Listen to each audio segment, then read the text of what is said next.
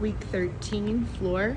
We're starting with our teeters again, but this time we're gonna pick up the monkey, okay, and bring it up. We're just adding different things to help them focus on what you're picking up and not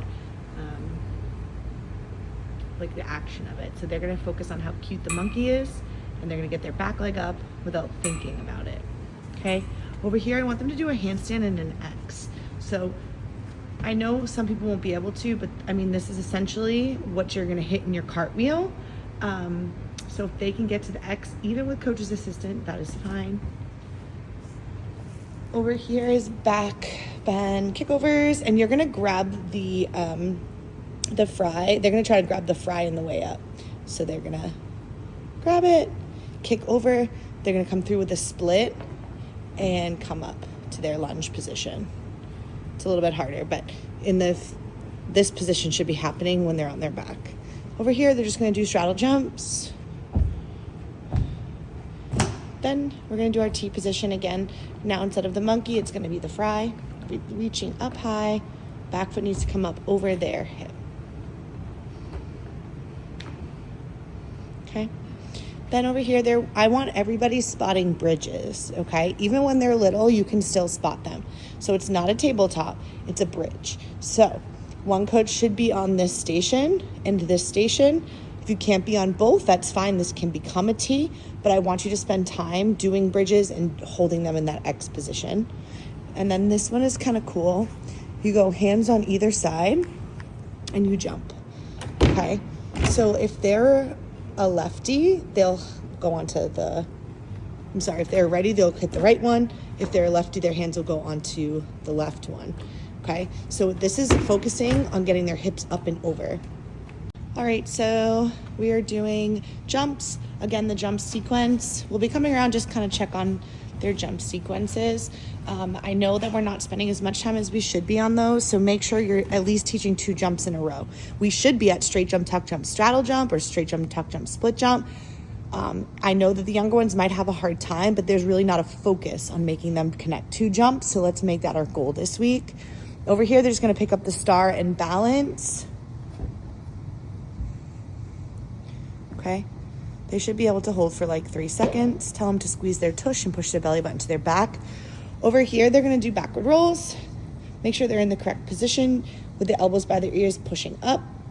And then we're just gonna do like a repetition session on this side. So it's gonna be the same thing that they just did. You're gonna give them the correction and we're gonna have them attempt it by themselves over here. Over here is just gonna be your forward rolls. So they're gonna start, roll, and then ta-da body. Okay, then they're going again with using that repetition. We're gonna come on over here. They're gonna roll and pick up the French fry this time, grabbing it and pulling it up. Okay, I suggest naming the French fry. It just makes it more fun. They're gonna reach for it and they're gonna get that motion of sitting up, especially when we name them for some reason. Okay, on this side, we're doing forward rolls. So your kids should be up to forward rolls. If your kids are not up to forward rolls, just come get me. We'll talk about it. I'll kind of I know that some of the kids are younger, but we can introduce different ways of teaching that. Over here, forward rolls, straddle rolls, backward rolls, and bridge kickovers.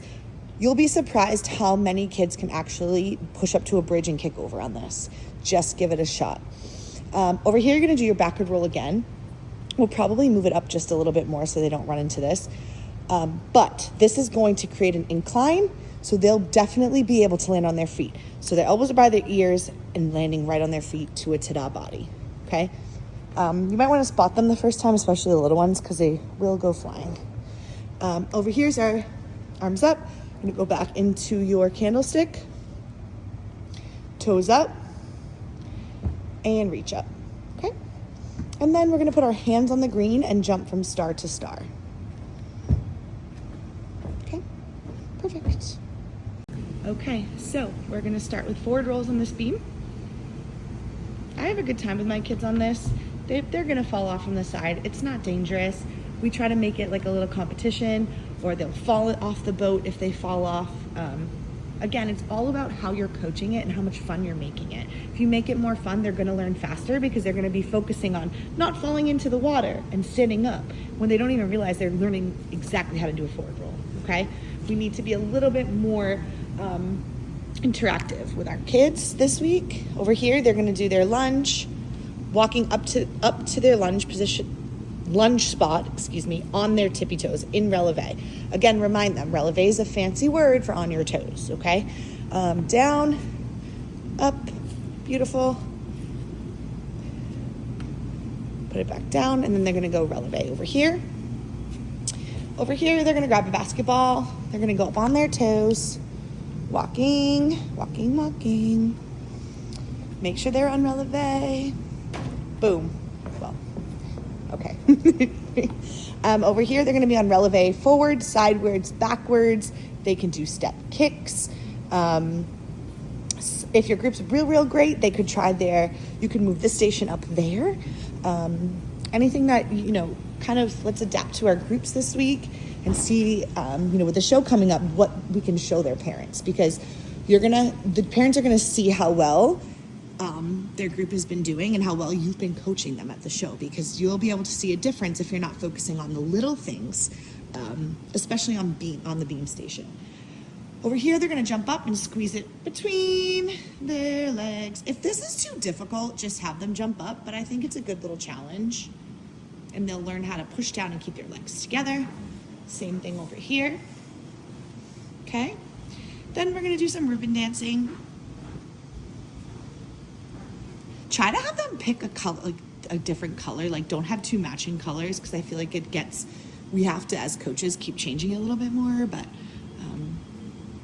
or have them every time pick a different color so they're not just waiting for one color.